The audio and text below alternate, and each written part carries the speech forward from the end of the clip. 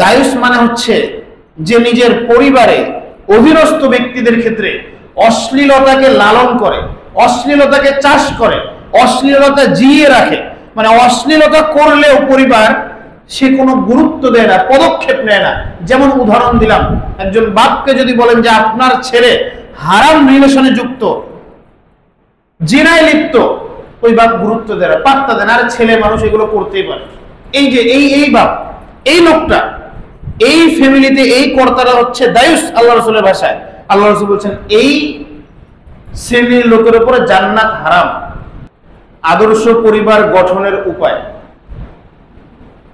একটা পরিবার কিভাবে আদর্শবান করে গড়ে তোলা যায় সে সম্পর্কে কোরআন এবং সুন্নাহ থেকে আলোচনা করার চেষ্টা করব ইনশাআল্লাহ। ওয়া তাওফীকি ইল্লা বিল্লাহ আলাইহি তাওয়াক্কালতু ওয়া ইলাইহি উনীব। সম্মানিত উপস্থিতি, পরিবার আসলে একাকী বা একজন ব্যক্তি দ্বারা হয় না।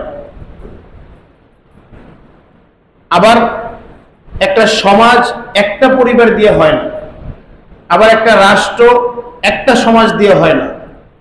এভাবে ব্যক্তি জীবন, পারিবারিক জীবন, সামাজিক জীবন, রাষ্ট্রীয় জীবন একটা আরেকটার সাথে কানেক্টেড, সম্পৃক্ত। ব্যক্তি জীবনে যদি আপনার পদস্খলন হয়, পারিবারিক জীবনেও পদস্খলন হবে। ব্যক্তি জীবনে যদি আপনি ভুল সিদ্ধান্ত নেন, পারিবারিক জীবনেও ভুল সিদ্ধান্ত নেবেন। আবার পারিবারিক জীবনেও যদি ভুল সিদ্ধান্ত নেন, তাহলে সামাজিক জীবনে আপনার ভুল সিদ্ধান্তের উপরেই জীবনটা চলে যাবে। ঠিক সামাজিক জীবনেও যদি আপনি ভুল সিদ্ধান্তের উপরে চলেন, তাহলে রাষ্ট্রীয় জীবনেও আপনি ভুল সিদ্ধান্তের উপরেই থাকবেন, একটা আরেকটার সাথে সম্পৃক্ত। পরিবার গঠন করতে হলে, আদর্শিক পরিবার গঠন করতে হলে এটার সূচনা বা শুরুটা হয় মূলত মানুষের বৈবাহিক জীবন থেকে, বিবাহ জীবন থেকে। বিবাহর ক্ষেত্রে আপনি কেমন ছেলে বা কেমন মেয়ে নির্বাচন করবেন, এটার থেকেই মূলত একটা পরিবার গঠনের সূত্র বা মূল মন্ত্র শুরু হয়। এখানে যদি আপনি ভুল করেন, তাহলে পরবর্তী পদক্ষেপগুলো আপনার জন্য খুব কঠিন হয়ে দাঁড়ায়। বিবাহের ক্ষেত্রে আমরা সাধারণত আল্লাহ রাসূল সাল্লাল্লাহু আলাইহি ওয়াসাল্লাম বলেছেন, তুনকাহুল মারআতু লিআরবাইন, একজন নারীকে বিবাহ করা হয় চারটি গুণের কারণে। লিমালিহা, তার সম্পদের কারণে, ওয়ালি জামালিহা, তার সৌন্দর্যের কারণে, ওয়ালি হাসাবিহা, তার বংশ মর্যাদার কারণে, ওয়ালি দীনিহা, তার দিন ধর্মের কারণে। আল্লাহ রাসূল সাল্লাল্লাহু আলাইহি ওয়াসাল্লাম বলেছেন, ফাসফার বিজাতিদ দ্বীন, তুমি বিবাহের ক্ষেত্রে চারটি গুণেই দেখো, কিন্তু ফাসফার বিজাতিদ দ্বীন, দ্বীনকে প্রাধান্য দিয়ে বিবাহ করো। তাহলে কি হবে? যদি দ্বীনকে প্রাধান্য না দেওয়া হয় সেই ক্ষেত্রে কি হবে? তারিবাত ইয়াদা, আল্লাহ রাসূল বলছেন এটার সোজা বাংলা হচ্ছে, না হলে তুমি ঝাড়ুর বাড়ি খেতে হবে। তারিবাত ইয়াদা, এটার সোজা বাংলা হচ্ছে ঝাড়ুর বাড়ি খেতে হবে, অপমানিত হতে হবে, লাঞ্ছিত হতে হবে। সম্মানিত উপস্থিতি, তাহলে আদর্শ পরিবার গঠনের সূচনা শুরু হয় বৈবাহিক জীবন থেকে। অথচ আমাদের সমাজে দেখা যায় মানুষ দিনকে সবচেয়ে শেষে রাখে। যদি জিজ্ঞাসা করা হয় ছেলে কেমন বা মেয়ে কেমন, তাহলে তার বর্ণনা এভাবে দেওয়া হয়, ছেলে প্রতিষ্ঠিত, ছেলে প্রবাসী, বা ছেলের বিজনেস আছে, ব্যবসা আছে, ছেলের বাবার ব্যবসা আছে, এভাবে তার বর্ণনাগুলো দেওয়া হয়। আসলে দিন কেমন ছেলের মাঝে বা মেয়ের মাঝে দিন কেমন, এটার বর্ণনা আসলে আসেই না বিবাহের ক্ষেত্রে। আর যদি আসতোই, তাহলে একটা বিবাহতে শুরু থেকে নিয়ে শেষ পর্যন্ত কিভাবে ইসলাম বিরোধী, সুন্নাহ বিরোধী কাজ করা হয়। একটা মেয়েকে দেখা থেকে শুরু করে দেখবে শুধুমাত্র ছেলে, পুরুষের মাঝে, আর মেয়ের মাঝে ছেলের মা দেখবে, খালা দেখবে, ফুফু দেখবে, ছেলের বোন দেখবে, মেয়েরা দেখতে পারে। কিন্তু এখানে দেখেন কে দেখে? ছেলের বাপ আগে দেখে, ছেলের ভাইয়েরা দেখে, ছেলের চাচারা দেখে। মানে বিবাহর শুরুটাই হয় সুন্নাহ বিরোধী, ইসলাম বিরোধী, নিজের মন গড়া একটা পদ্ধতি সিস্টেম দিয়ে। এভাবে বিবাহের সূচনাটা হয়। আবার দেখেন সমাজের পরিস্থিতিটা কোথায়। যখন একটা বাপকে বলা হয় যে আপনার ছেলে তো প্রেম করে, অনৈতিক সম্পর্কে জড়িয়ে গেছে, জিনা করে, জেনায় লিপ্ত, হারাম রিলেশনে লিপ্ত, ছেলের বাপ তেমন পাত্তা দেয় না, গুরুত্ব দেয় না। যখন এই বাবাকে যখন বলবেন যে আপনার ছেলের তো বিবাহের বয়স হয়ে গেছে, তাকে বিবাহ দেন, বাপ রেগে বেগে ফায়ার হয়ে যাবে, বলবে আরে কি বলে, ছোট বাচ্চার সামনে এগুলো বলে নাকি? বলে না সমাজে? কথা বলেন, বলে না? অবশ্যই বলে। অথচ হারাম রিলেশনে জড়িত আপনার ছেলে, এটা তার কাছে বললে কোনো কিছুই মনে হয় না, পরোয়া হয় না, গুরুত্ব হয় না। আর ওই ছেলেকে যদি বিবাহ দেওয়ার কথা বলেন, তাহলে বাবা বলে, মা বলে আরে ছোট ছেলের সামনে এগুলো বলতে হয় না, সে এখনো ছোট, বয়স তার 20 বছর। সম্মানিত উপস্থিতি, সামাজিক পদস্খলন এভাবেই শুরু হয়। পদক্ষেপ, গুরুত্ব, দায়িত্ব আপনাকেই নিতে হবে একটা আদর্শবান পরিবার গঠনের ক্ষেত্রে। যাই হোক, বিবাহ কিভাবে করতে হয়, বৈবাহিক অবস্থা বা বিবাহের সূচনা, ইনশাআল্লাহ আমরা আরেক খুতবায় আলোচনা করব।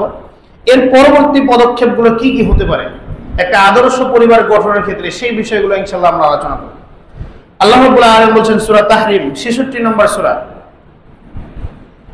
28 পারা 19 নম্বর পৃষ্ঠা 6 নম্বর আয়াত, ইয়া আইয়ুহাল্লাযীনা আমানু কু আনফুসাকুম ওয়া আহলিকুম নারা।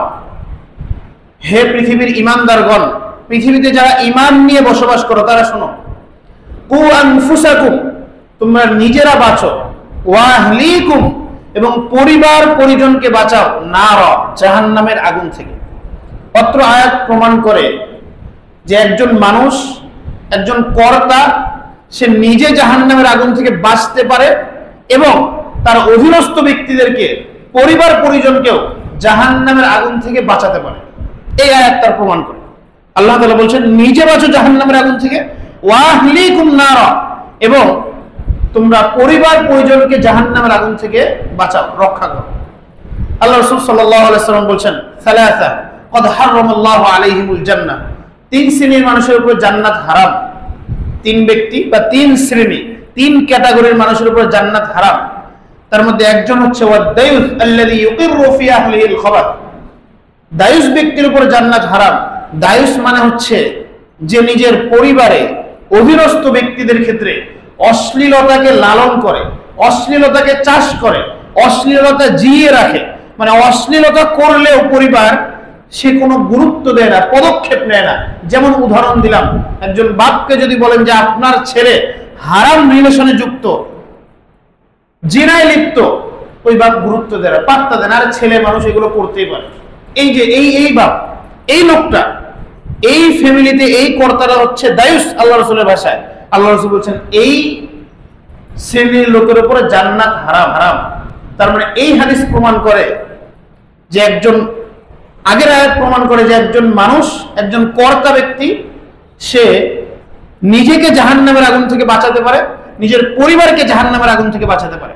আবার পরের হাদিস প্রমাণ করে যে একজন মানুষ নিজেও জাহান্নামে যেতে পারে নিজের অশ্লীলতার কারণে, নিজের অমনোযোগিতার কারণে, এবং নিজের পরিবারকেও সে জাহান্নামের দিকে ঠেলে দিতে পারে।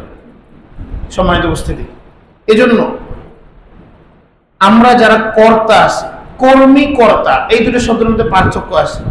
কর্মী বলা হয় যে নিজের কাজ করে, আমার যে দায়িত্ব, আমার যে কাজ, এটা আমি করতেছি, এটা কর্মী।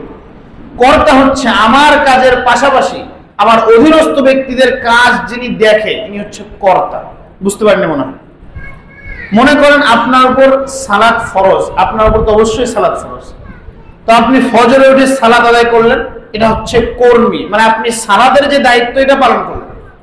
এরপরে হচ্ছে কর্তা, আপনার অধীনস্থ আপনার স্ত্রী, আপনার অধীনস্থ আপনার মেয়ে, আপনার অধীনস্থ আপনার সন্তান যা আছে, তাদেরকে ফজরের সালাতের জন্য ডাক দিয়ে উঠিয়ে সালাত পড়ানো, তাদের রক্ষণাবেক্ষণ করা, দেখাশোনা করা, পর্যবেক্ষণ করা, এটা হচ্ছে কর্তা। আপনি হচ্ছেন কর্তা। এজন্য আল্লাহ রাসূল বলেছেন কুল্লুকুম রাইন ওয়া কুল্লুকুম মাসউলুন আন রাইয়াতিহি, প্রত্যেক ব্যক্তি দায়িত্বশীল, আর তার দায়িত্ব সম্পর্কে অবশ্যই জিজ্ঞাসিত করা হবে। ওয়ার রাজুলু রাইন আলা আহলি বাইতি, একজন পুরুষ দায়িত্বশীল তার পরিবারের প্রতি। ওয়াল মারআতু রাইয়াতুন, একজন মহিলা দায়িত্বশীল আলা আহলি যাওজিহা, তার স্বামীর পরিবারের উপর একজন মহিলা দায়িত্বশীল। তাহলে প্রত্যেকেই নিজ নিজ জায়গা থেকে দায়িত্বশীল। তাহলে একজন পুরুষ, একজন কর্তা, একজন বাড়ির মালিক, সে হচ্ছে তার অধীনস্থ ব্যক্তিদের উপর দায়িত্বশীল। অধীনস্থ ব্যক্তিরা কি করে, কোথায় কি করে, কোথায় সময় কাটায়, কোন বন্ধুদের সাথে সে ঘোরাফেরা করে, এ সম্পর্কে অবশ্যই আল্লাহ রাব্বুল আলামিন জিজ্ঞাসা করে। সম্মানিত উপস্থিতি, এজন্য আমাদের হুঁশিয়ার এবং সতর্ক হওয়া উচিত। আমি ঠিক হলে, আমি জাহান্নামের আগুন থেকে বাঁচলে বেঁচে যাব, এমনটি কথা কোরআন হাদিসে কোথাও বলা হয়নি। আল্লাহ রাব্বুল আলামিন সূরা বানী ইসরাঈল বলছেন, ওয়ালা তাজিরু ওয়াজিরাতুন বিজরা উখরা, একজনের পাপের বোঝা আরেকজনের উপর দেওয়া হবে না। একজনের অন্যায় আরেকজনের উপর কি করা হবে না? দেওয়া হবে না। এই আয়াতের অর্থ এটা বুঝিয়েন না যে আপনার সন্তানের পাপের বোঝা আপনার উপর দেওয়া হবে না, এটা না। একজনের পাপ আরেকজনের উপর দেওয়া হবে না, এই কথা ঠিক। আমার পাপের বোঝা আপনার উপর চাপানো হবে না, আমি সালাত না আদায় করলে আপনার উপর এটা চাপানো হবে, এই কথা ঠিক না, চাপানো হবে না। কিন্তু আপনার সন্তান যে পাপ করছে এটা আপনার কারণেই করছে, এজন্য এটা আপনার উপর আসবে। এটা আরেকজনের পাপ না, এটা আপনারই পাপ। বুঝতে পারেন না আমার কথা? আল্লাহ রাব্বুল আলামিন বলেন যে ওয়ালা তাজিরু ওয়াজিরাতুন বিজরা উখরা, আরেকজনের পাপের বোঝা, অন্যায়ের বোঝা আপনার উপর চাপানো হবে না। তার মানে আপনার সন্তান, আপনার স্ত্রী, আপনার মেয়ে, এরাও তো অন্যজন, আপনি ছাড়া এরা তো অন্যজন, এদের পাপের বোঝা আপনার উপর চাপানো হবে? হ্যাঁ, অবশ্যই হবে। কেন? কারণ এরা যে পাপ করছে এটা আপনার কারণেই করছে।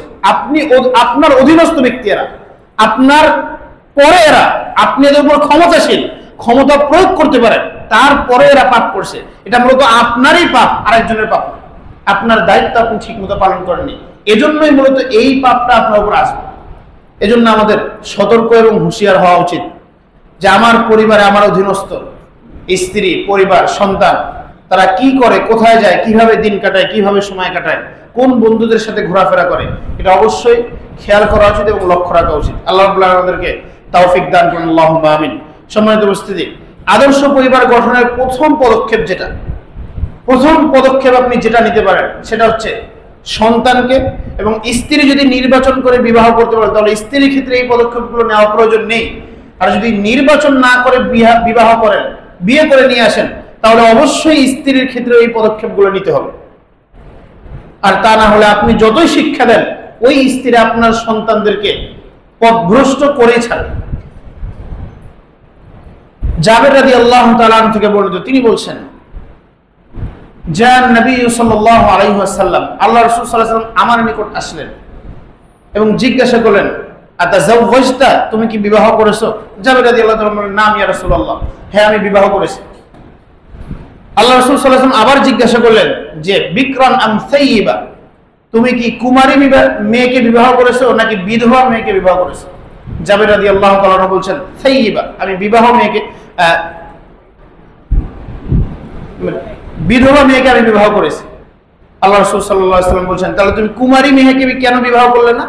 জাবের রাদিয়াল্লাহু তাআলা বলেন যে আল্লাহ রাসূল, আমি বিধবা মেয়েকে এজন্যই বিবাহ করেছি যে আন্না আব্দুল্লাহ হালাকা, আমার পিতা আব্দুল্লাহ সে মৃত্যুবরণ করেছে, আর আমার পিতা 7 জন মেয়ে রেখে গিয়েছেন, মানে আমার 7টা বোন আছে। কয়টা বোন? 7 জন বোন আছে।